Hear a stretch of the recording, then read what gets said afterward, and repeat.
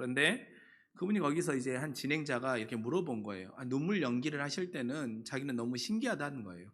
어떻게 그냥 눈물이 그렇게 주르륵 날 수 있죠? 라고 하면서 그 눈물 연기에 대한 노하우 같은 것을 물어봤죠. 그랬더니 그 김영선 배우가 하는 말은 눈물 연기에는 뭐 어떤 노하우가 필요한 것이 아니라 그 배역을 맡은 상황과 감정과 배경을 이해해서 거기에 몰입하면 그냥 눈물이 난다라는 거예요. 그러면서 거기에 출연하고 있는 다른 출연자와의 장면이 저에게는 굉장히 인상적이었었습니다. 그 김영선 씨가 어떤 기술이나 어떤 말도 아니라 그 다른 한 출연자의 손을 꼭 잡고 그냥 그 사람의 눈빛을 계속 쳐다봐 주는 거예요. 아무런 말도 하지 아니하고 그냥 그 눈빛을 꼭 쳐다봐 주는데 그 한 출연자가 그 감정을 주체하지 못하는 겁니다. 그러면서 눈물을 쏟는 거예요. 아마 중간에 말을 끊지 않았으면 자기 스스로 너무나도 오해를 했을 것 같다는 거예요. 그러면서 왜 그 눈물이 났는지에 대해서 그가 상황을 말하는데 뭐라고 말하냐면 그 눈빛이 자기가 지금 처하고 있는 상황과 마음에 대해서 너무나도 잘 이해해주고 공감해주고 알아주는 눈빛이었다라는 거예요. 자기가 연예인으로 살아가다 보면 너무나도 지치고 때로는 너무나도 많은 것을 소모해버리는 것 같은 상황에 놓였을 때 누군가의 위로와 공감이 필요했는데 그 김영선 씨의 눈빛에 그런 마음들이 너무나도 느껴져서 자기가 눈물이 났다라는 겁니다. 그러면서 이제 그 김영선 배우가 참 잘하셨다라고 어깨를 다독해주는 장면이 너무나도 인상적이었어요. 그런데 저는 그 장면에서 그 한 출연자뿐만 아니라 그 눈빛을 보는데 저도 같이 눈물이 났습니다.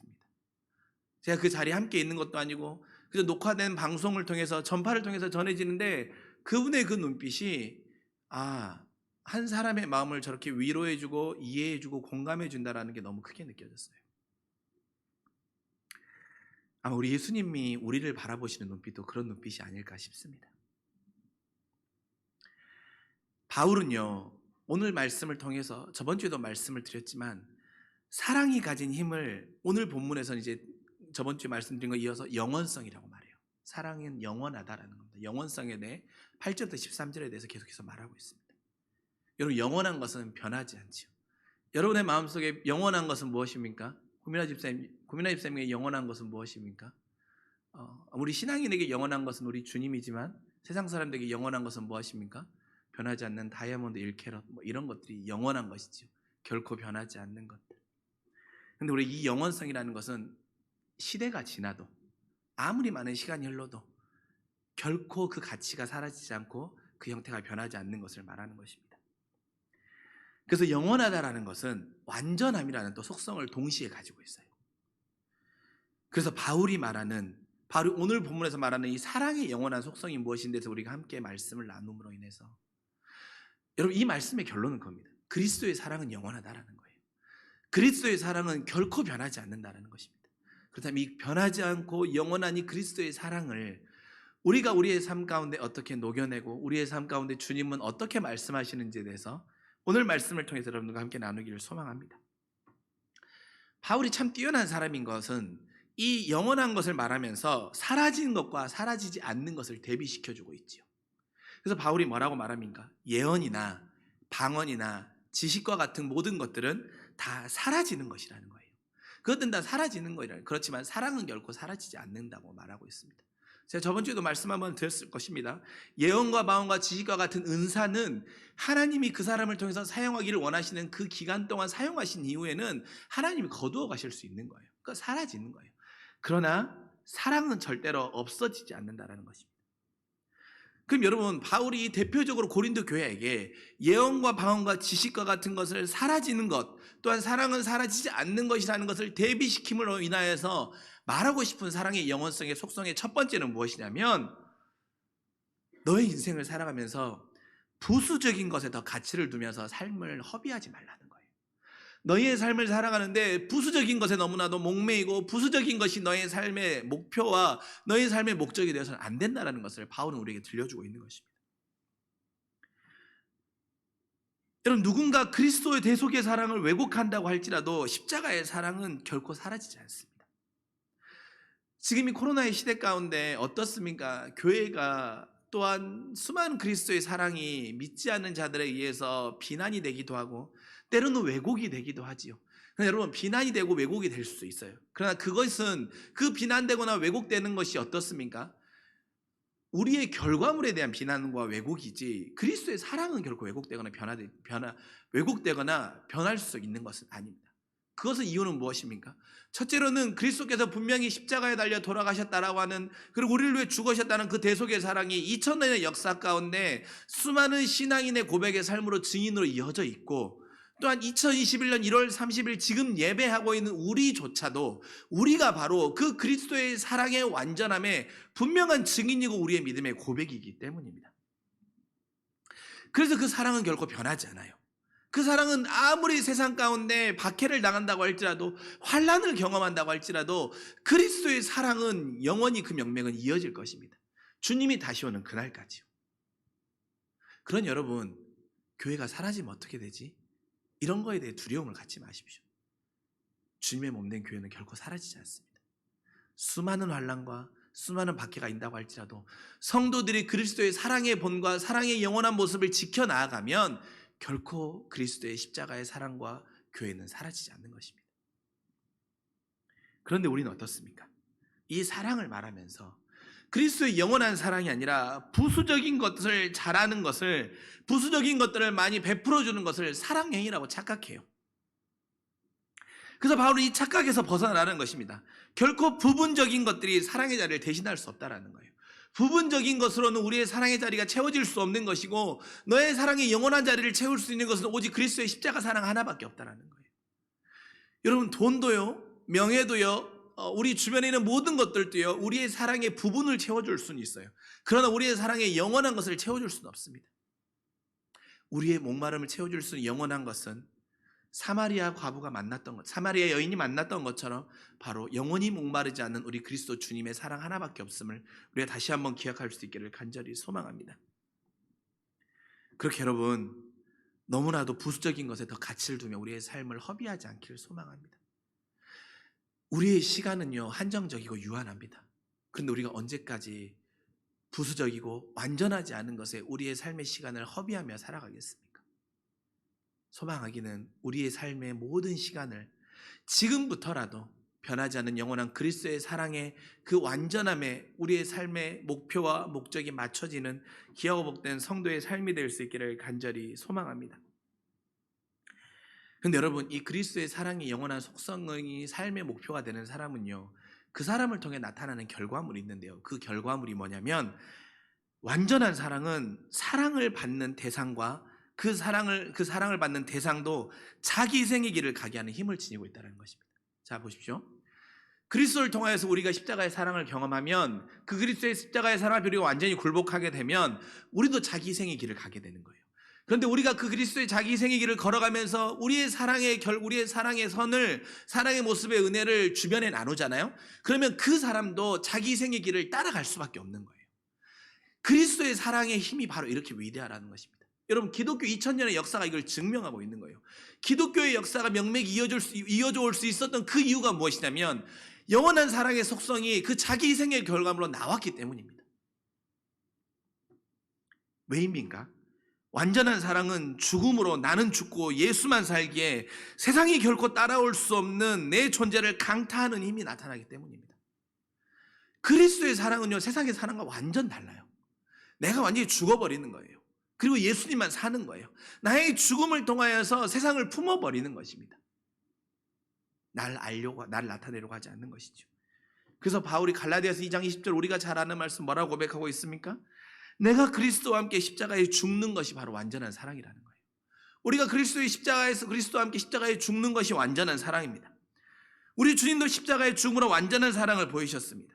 그리고 그 사랑의 엄청난 파도가 어떻습니까? 나의 삶의 이유와 존재를 완전 바꿔버린 거예요. 여러분의 삶의 이유와 존재의 목적을 완전 바꿔서 어떻게 됩니까? 우리가 자기희생적인 삶을 사는 것이 기쁨으로 살 수 있게 우리의 삶을 바꿨다라는 겁니다. 그런데 우리가 그 그리스도의 십자가의 사랑이 아닌 나의 의와 나의 공로와 나의 명예와 같은 세상의 방언과 예언과 지식과 같은 것들로 우리의 사랑의 자기희생을 보이잖아요. 그러면 그 사랑에 우리의 보이는 결과물의 대상이 자기희생적 결과물로 그 삶이 변화되지 않아요. 그러나 우리가 그리스도와 함께 십자가에 완전히 죽는 그리스도의 십자가의 사랑으로 그리스도만이 온전히 영광되게 드러내는 사랑의 자기생적인 삶을 보임으로 내가 죽잖아요. 그러면 여러분을 통해서 여러분의 자녀가, 여러분의 직장의 동료가, 여러분이 복음을 전하기를 원하는 그 사람도 자기 희생의 십자가의 길을 갈 수밖에 없는 것이 이 복음의 강력한 원리이고 힘이라는 것을 바울은 우리에게 전해주고 있는 것입니다. 그것이 바로 무엇입니까? 나를 사랑하사 자기를 버리신 하나님의 아들을 믿는 믿음인 것입니다. 그것이 바로 하나님의 아들을 믿는 믿음인 거예요. 하나님을 믿는다라고 하는 것은, 하나님이 나를 사랑한다라고 하는 것은 세상의 명예와 세상의 유익과 세상의 만족으로 나의 삶을 풍요롭게 해주는 것이 아니라 내가 자기생적인 삶을 사는 것도 그리스도의 영광이며 나의 삶을 사는 존재의 이유임을 나의 삶에 분명히 심어주는 것이 하나님의 아들을 믿는 이들의 믿음인 것입니다. 여러분, 그 믿음이 있으면요, 완전한 사랑으로 내 삶이 충만해진다라고, 그 믿음이 있는 자의 삶이 완전한 사랑의 삶을 사는 자라고 바울은 우리에게 들려주는 것입니다. 그 사랑은 우리를 결코 목마르게 하지 않습니다. 그 사랑은 우리를 온전하게 합니다. 그 사랑은 우리를 풍요롭게 합니다.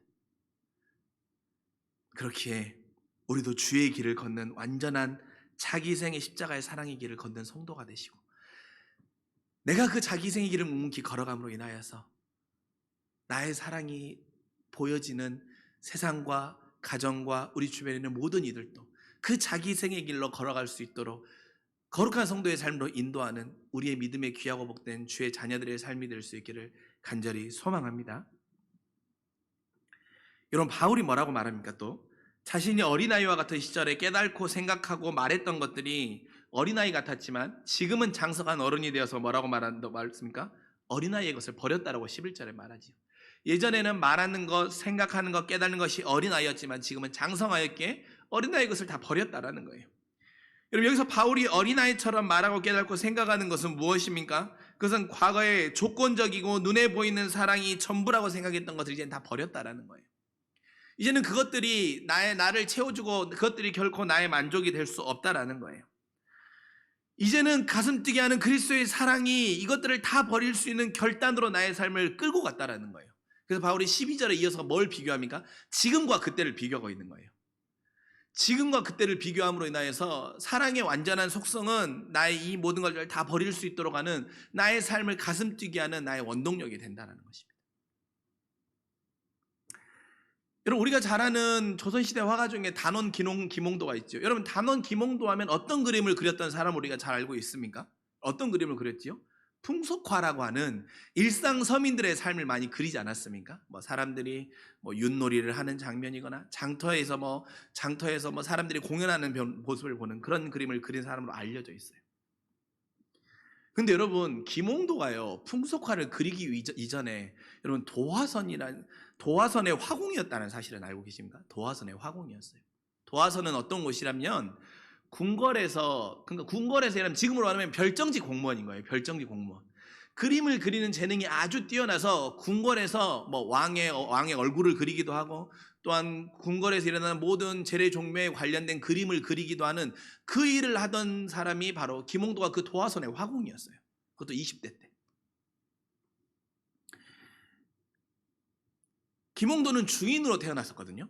중인으로 태어나서 그가 도화선의 화공이라고 하는 관직을 받는 것만으로도 그의 삶이 매우 영광스러웠어요.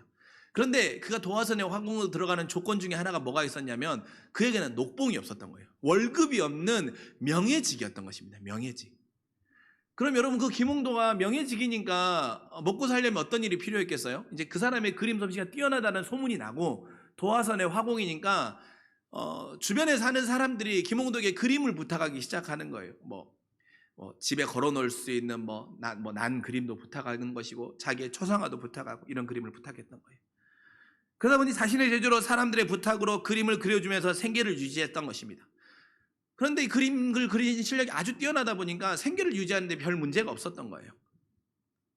그런데 그가 그렇게 계속 그림을 그리다 보니까 점점 자신 안에 그림을 그리는 생명력이 꺼져가는 겁니다.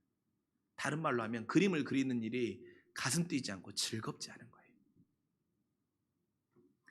그러던 중 그의 눈에 들어왔던 것들이 바로 일반 나와 함께 살아가는 서민들의 표정과 삶이 그의 눈에 들어온 것입니다. 여러분, 당시 그림을 그리는 사람은 환쟁이라고 무시받던 시절이었어요. 그런데 그 환쟁이가 풍속화를 그리면 그것은 아주 천대받고 천시받는 걸로 평가받을 수 있는 상황이었던 거예요.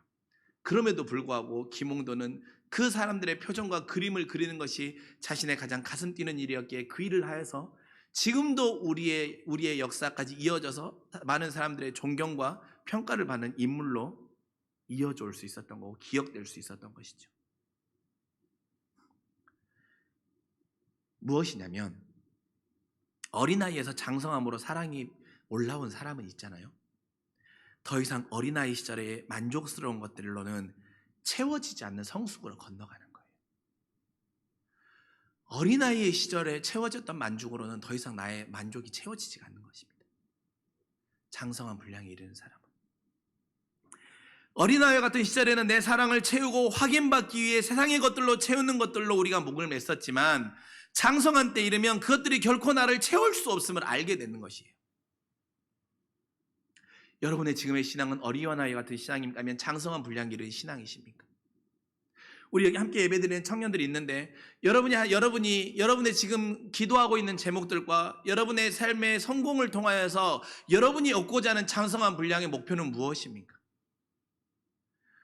우리 함께 예배드리는 성도님들, 여러분들이 매일매일 직장이나 여러분의 삶의 일터에서 열심히 살아가는 그 이유가 무엇입니까? 그 사랑의 목적이, 그 열심히 일하시는 목적이 어린아이와 같은 시절의 것들입니까? 아니면 장성의 분량에 이른 자의 목적으로 살아가시는 겁니까? 여러분, 장성한 때 이르면 결코 세상의 것들이 나의 목마름을 채워줄 수 없음을 우리가 경험케 될 것입니다. 여러분의 인생 가운데 그런 경험이 있기를 소망합니다. 세상의 돈이, 세상의 명예가, 세상의 모든 것들이 나를 채워줄 수 없고 오직 십자가의 그리스도의 사랑만이 불완전한 나를 완전하게 채워줄 수 있는 그 강력한 경험이 여러분의 삶 가운데 있기를 간절히 소망합니다. 그러면 이것들은 어린아이와 같은 것이고 배설물과 같이 여겨질 수밖에 없는 거예요. 그 경험이 있으면 이 땅에 오직 주님밖에 없다라고 우리가 매일매일 찬양으로 고백하는 그 찬양, 그 무엇도 나를 채울 수 없네, 주님의 평안 내 안에 있네, 그 고백이 우리의 믿음의 진실한 고백이 될 줄 믿습니다. 그렇게 여러분, 바울은 고린도 교회에 묻고 있는 것입니다. 세상이냐 십자가냐, 세상이냐 그리스도냐를 묻고 있는 거예요. 우리의 삶도 마찬가지입니다. 우리가 어린아이와 같은 그 부수적이고 조건적인 사랑으로 목매어서 그것들이 나를 채워주는 만족으로 우리의 삶이 머무르다가 죽는다고 하면 우리 인생의 성도로서 너무나도 안타깝지 않겠습니까? 세상 사람들과 별반 다르지 않는 그런 삶으로 우리의 삶이 맺어져서 주님을 만나는 그 순간 주님이 나에게 너의 삶에 사는 목적이 이것밖에 아니었냐라고 주님이 우리에게 물으시면 우리가 얼마나 부끄럽겠습니까? 그러나 바울처럼 난 이 어린아이의 것들을 이제 다 버렸고 장성한 분량에 이르렀기에 이것들은 결코 나의 목마름을 채워줄 수 없기에 그리스도의 십자가의 완전한 영원한 사랑만이 나의 삶의 유일한 고백이고 감사이고 나를 채워주는 기쁨입니다라고 하는 그 고백으로 우리의 삶을 살아가고 그 고백이 나의 삶에서 열심히 수고하는 이유가 된다라고 한다면 하나님이 우리의 삶을 매일매일 보시고 기뻐하실 것입니다. 그리고 여러분의 삶 가운데 결코 지치지 않는 마르지 않는 샘물이 솟아오를 것입니다. 그 은혜와 사랑이 여러분의 삶을 이끌어가는 힘과 능력이 될 수 있기를, 영원한 힘이 될 수 있기를 간절히 소망합니다. 여러분, 이제 말씀을 마무리하며 그럼에도 불구하고 이 마르지 않는 그리스도의 사랑이 우리의 삶의 영원한 힘이 되고 생명이 된다라고 하지만 우리 안에 여전히 남아있는 감정과 단어 한 가지가 있을 거예요. 그것은 무엇입니까? 바로 보상이에요. 보상. 내가 그리스도께 본을 보이는 사랑을 실천하며 살면 그래도 내게 무언가 보상이 따라야 하지 않는가 하는 마음과 감정이 우리 안에 사실은 마지막까지 가장 버리기 힘든 우리의 마음과 태도일 것입니다. 왜냐하면 우리는 현실을 살아가기 때문에 이 보상이 없이는 우리의 삶에 어려움이 있잖아요. 이에 대해 바울이 우리가 잘 고백하고 있는 13절의 말씀으로 하나님 우리에게 주시는 보상을 말씀해 주고 계신 것입니다. 믿음과 소망과 사랑이 바로 하나님이 우리의 삶 가운데 영원한 목마르지 않는 사랑으로 삶을 살아가는 조건 없는 자기생적 삶을 살아가는 이에게 내가 너에게 허락할 보상이라고 주님 우리에게 약속해 주시는 것입니다. 무엇입니까? 믿음은 무엇입니까? 그리스도를 따르는 삶을 살면 상황을 넘어서는 기쁨을 너에게 허락해 줄 거라는 그 분명한 사라지지 않는 믿음을 주님 여러분에게 보상으로 심어줄 것입니다. 소망은 무엇입니까? 우리 인생이 여기서 끝나는 것이라 천국과 다시 오실 주님에 대한 소망으로 여러분의 삶이 이것이 끝이 아니라 영원한 생명을 누리는 그 기쁨의 소망을, 부활과 재림의 소망을 여러분의 삶 가운데 하나님은 보상으로 허락해 주십니다. 또한 마지막으로 무엇입니까? 사라지지 않는 무조건적인 사랑을 하나님이 여러분에게 가장 큰 보상으로 허락해 주신다는 거예요. 근데 여러분, 이것이 나의 삶에 정말로 보상인가 아닌가 하는 그 가치는 받아들이는 자가 중요한 것 같아요. 받아들이는 자가. 이게 무슨 보상이야. 보상이라고 한다면 내가 세상 가운데 승승장구하고, 내가 기도할 때마다 하나님 나의 기도 제목 가운데 턱턱 응답하여 주시고, 하나님이 내가 세상 가운데 물질로나 내가 상황이나 여건 가운데 궁핍하지 않도록 해주시는 것이 보상이지, 무슨 상황 가운데 기뻐할 수 있는 믿음, 부활과 재림에 대한 소망, 변하지 않는 영원한 사랑, 이것이 어떻게 보상이야 라고 여긴다면 그건 보상으로 여러분이 받아들이지 못한다고 하면 그건 보상이 아닌 것입니다. 그러나 하나님은 이것 이상의 보상을 우리에게 사실 약속하지 않으세요. 그래서 이것이 하나님의 우리를 향한 보상이라고 우리가 여기면 우리의 삶 가운데 말할 수 없는, 형언할 수 없는 기쁨의 은혜가 여러분의 삶을 이끌어가고 여러분의 삶을 지배하게 되는 거예요. 근데 여러분, 바울이 이 세 가지 중에 왜 제일이 사랑이라고 말했을까요? 왜 제일이 사랑이라고? 여러분, 믿음과 소망은 어떻습니까? 믿음과 소망은요, 사실은 내 의지가 반영되는 부분이 커요. 그렇지 않습니까? 이 믿음과 의지는 내 의지의 반영이 사실 좀 매우 중요한 부분 중에 하나예요. 나의 삶 가운데 상황을 넘어서는 기쁨을 주시는 분이 하나님이시야라고 하는 나의 믿음의 고백, 의지가 필요한 부분이 있어요. 또 어떻습니까? 천국의 소망과 다시 오실 재림의 그리스도를 기다리는 그 간절한 마음에 대한 믿음의 소망에 대한 믿음을 붙잡고 가는 나의 믿음의 태도의 의지에 대한 부분이 있다라니까요. 그런데 사랑은 어떻습니까, 여러분? 사랑은 전적인 주님의 영역이기 때문입니다. 바울이요, 내 안에도 나의 의지를 통한 믿음과 소망이 있었는데 이것보다 더 큰 것이 바로 전적인 영역인 하나님의 사랑이기에 이것이 제일 크다고 말한 겁니다.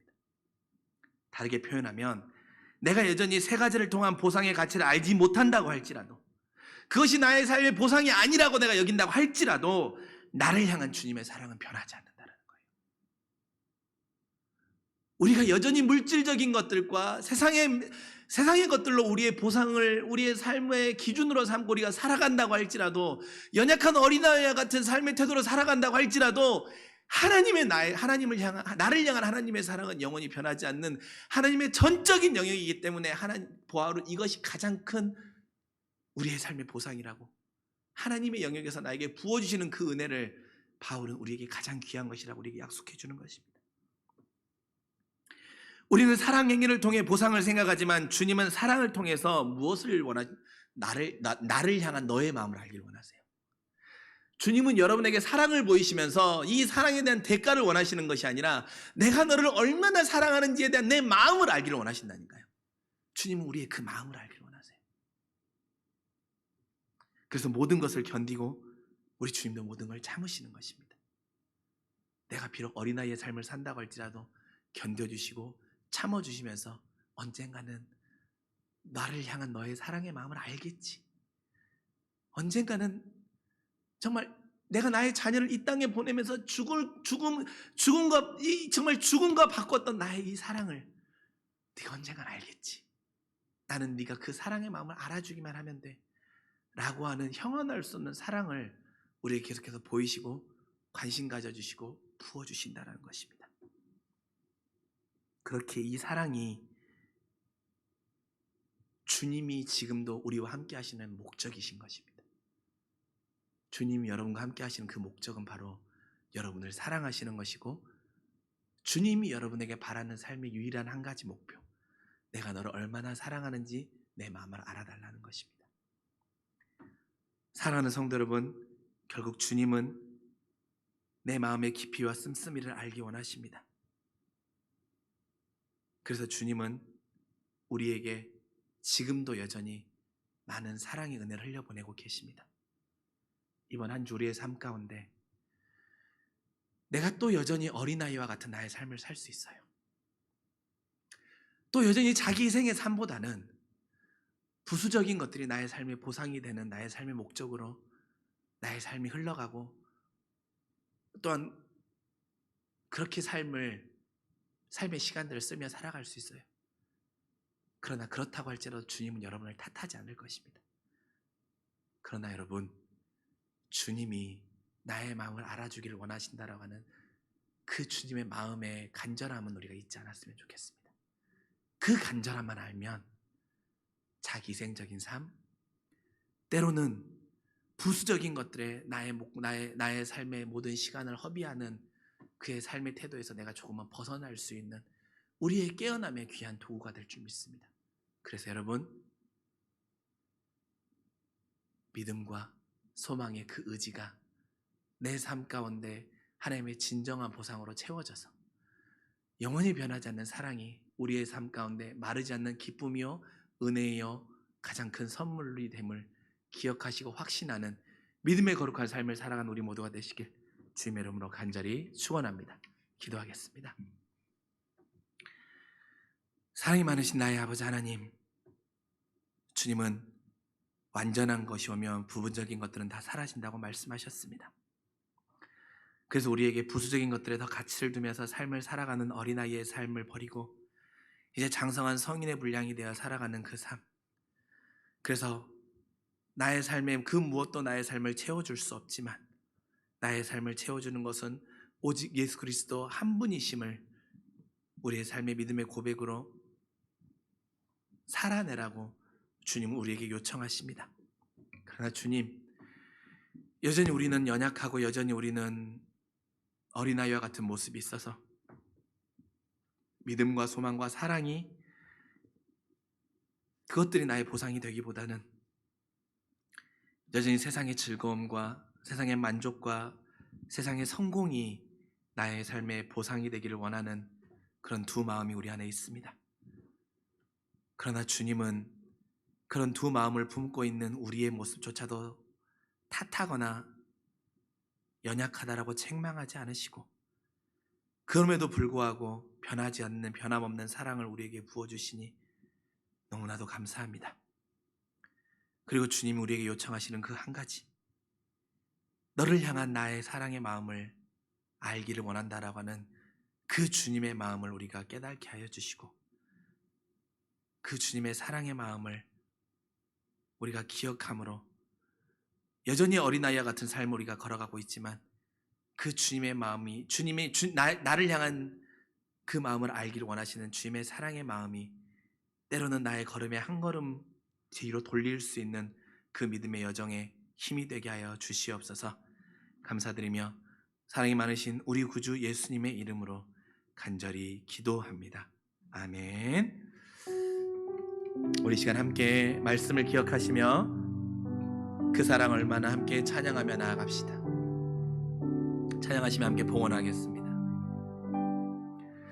다 표현 못해도 나 표현하리라.